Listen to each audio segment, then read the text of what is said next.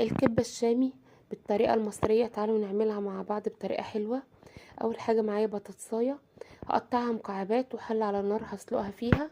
وبعد كده معايا كوباية برغل غسلتها كويس كذا مرة، وبعد كده نقعتها على البطاطس بتاعتي ما تتسلق. وبعد كده صفيت البطاطس ونزلت بالبطاطس على البرغل كده ببصلايه مع البهارات بتاعتي، القرفة والفلفل الاسود، بهارات مشكلة والملح. وبعد كده عجنتهم مع بعض زي ما انتم شايفين كده.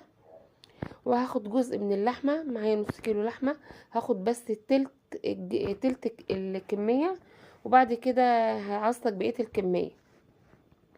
عجنت اللحمة مع بعضها وبعد كده عصقت اللحمة، نزلت باللحمة زي ما انتم شايفين كده. وبعد كده بقية البصلاية وبالتوابل بتاعتي، وبعد كده قليتها في بيض وبقسماط وبس كده. وقدمناها بالطريقة الجميلة اللي انتوا شايفينها دي، جربوها هتعجبكم.